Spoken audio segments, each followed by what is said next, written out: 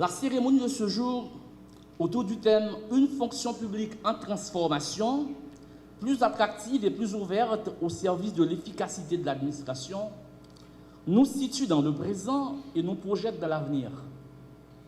Nous voulons par là mettre en exergue le rôle de la fonction publique dans le processus de développement du pays.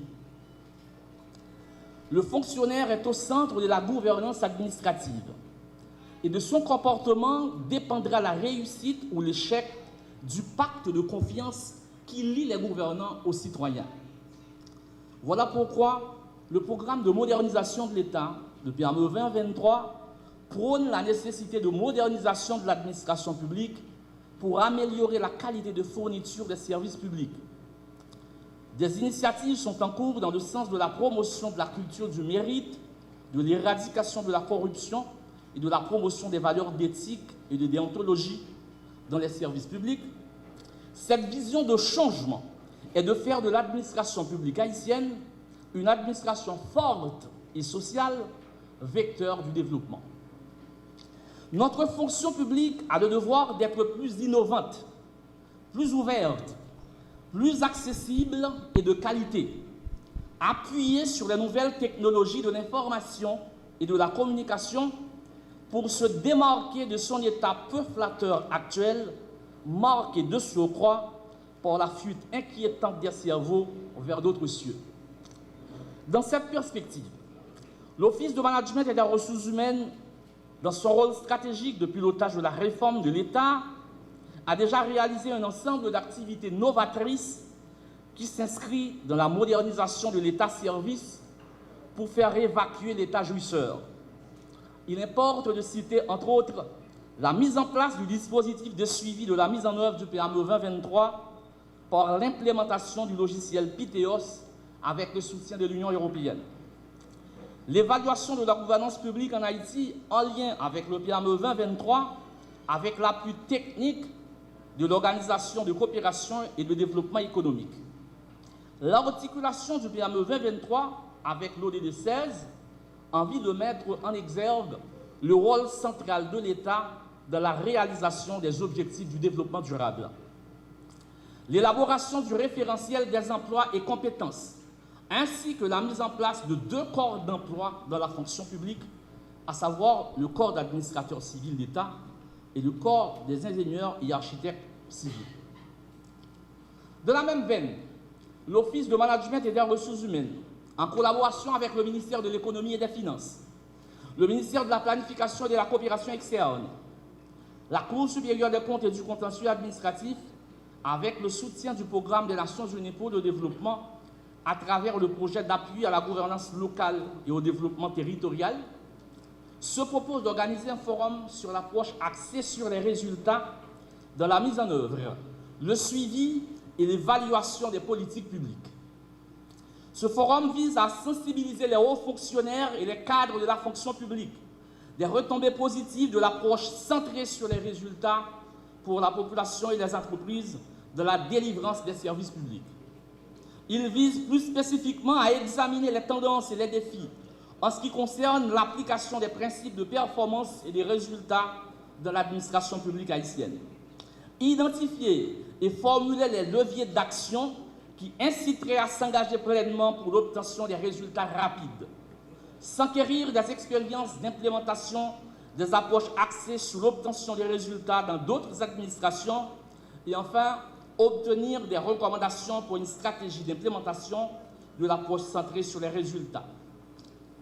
Mesdames, Messieurs, ces différentes activités, entre autres, organisées par l'Office de management et des ressources humaines, sont citées pour leur pertinence dans la contribution à la mise en place d'une fonction publique caractérisée par la modernité, la déconcentration territoriale, le professionnalisme, la grande compétence et l'impartialité, mais surtout axée sur un nouveau modèle cohérent de management public en vue d'une administration publique performante à partir d'une approche systémique pour éviter des actions disparates. Le thème adopté pour la célébration de cette année, savoir une fonction publique en transformation plus attractive et plus ouverte au service de l'efficacité de l'administration est sans nul doute inscrit dans le cadre du développement des programmes de l'administration centrale de l'État implémentés par la primature à travers l'Office de management et des ressources humaines OMRH, et en étroite harmonie avec l'idée même de l'Organisation des Nations Unies afin de contribuer au mécanisme de développement des communautés au sein des pays membres. Mesdames, Messieurs, je reste persuadé que le choix des fonctionnaires désignés de l'année 2023 par leurs institutions respectives a été fait sur la base des critères bien établis par l'OMRH, savoir critères de mérite, de discipline, de régularité, de compétence, de qualification et d'honnêteté. Je profite de ce moment pour saluer le courage, l'engagement, la détermination des fonctionnaires présents sur lesquels le dévolu a été jeté et tous les autres fonctionnaires de tous les ministères et institutions publiques qui se battent corps et âme pour offrir un maximum de services à leurs compatriotes.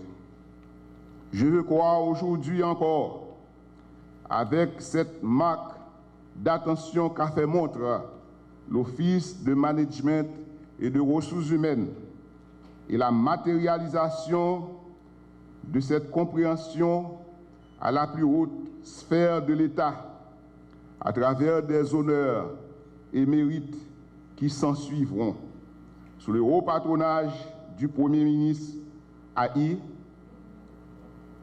serviront de courroie de transmission pour redoubler les efforts des fonctionnaires publics dans l'accomplissement de leurs responsabilités. On se réjouit en tant que CNUD de l'organisation de cette activité qui devient un rendez-vous annuel dans le cadre de la célébration de la Journée mondiale de la fonction publique. Cette journée de commémoration est aussi celle d'une réflexion pour chacun et chacune d'entre nous, engagés dans une administration dont le but ultime est de fournir les services aux citoyens et citoyennes en vue d'améliorer leur cadre de vie. Il est important de rappeler que la fonction publique doit être un service des usagers, puisqu'elle est conçue pour leur procurer le bien-être auquel nous espérons tous et toutes. Je vous invite à cette auto-évaluation qui permettra d'améliorer notre performance. Du coup, le PNUD est honoré d'être associé aux autorités haïtiennes dans le cadre de cette célébration qui se veut une cause commune au bénéfice de nous-mêmes, étant d'abord des usagers.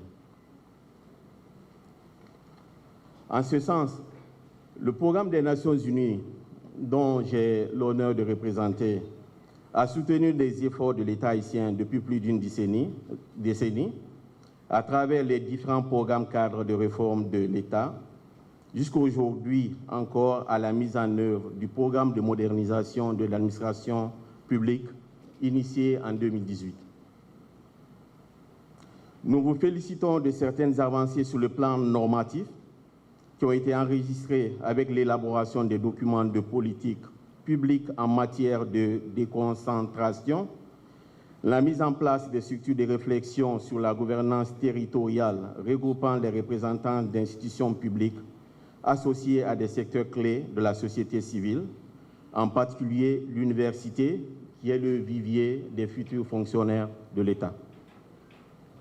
De plus, il convient de noter la remise officielle d'un lot de matériel et équipements par le PNUD à cette direction départementale du centre. Et aussi une vaste campagne de sensibilisation s'en est suivie au cours du mois de mai dans ce même département. Le PNUD encourage ces initiatives. La mission est noble, c'est de mettre les usagers au cœur de la réforme de l'administration publique afin de leur offrir un service de qualité équitable à tous les citoyens et citoyennes. Le PNUD sera toujours à côté de l'OMRH, car il reste encore beaucoup à faire.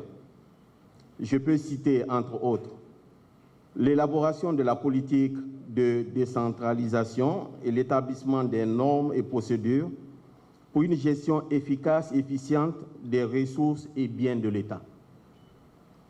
Je vous assure que ces jalons, une fois posés, contribueront à renforcer la confiance entre les administrés et les administrateurs, tant au niveau central qu'au niveau des collectivités territoriales.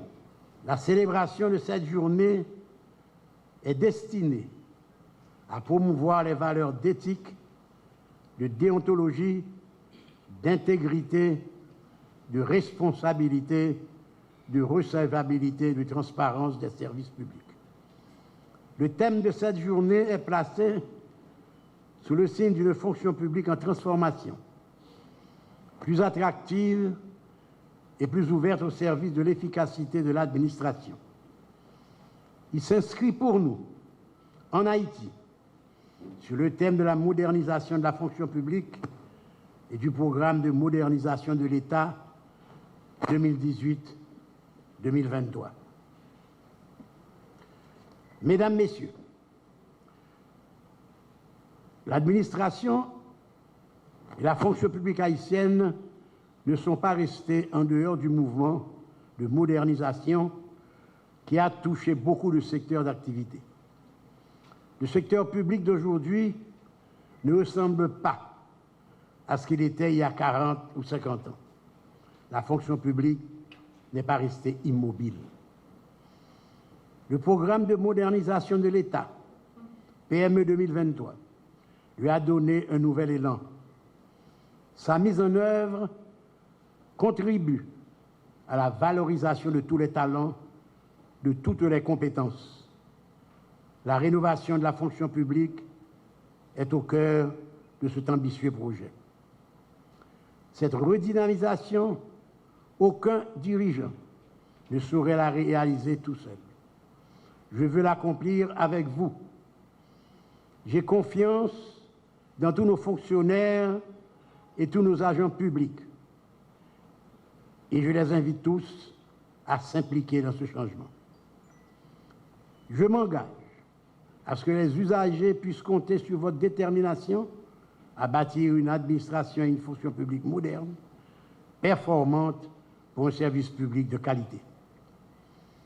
Il importe de souligner que dans le but d'améliorer l'efficacité du service public fourni par les fonctionnaires de l'État, mon gouvernement a déjà entrepris tout un ensemble d'initiatives proposant des actions simples et pratiques qui tiennent compte de la réalité institutionnelle et des moyens disponibles, tels que la dématérialisation des procédures administratives, la formation continue et le renforcement des effectifs. Ainsi, nous avons lancé récemment une plateforme de demande en ligne des documents d'identité tels que le passeport et la carte d'identification nationale, communément appelés DELIDOC, ce dans le but de permettre le contrôle du flux important des usagers du service public devant les bureaux de l'immigration et de l'émigration.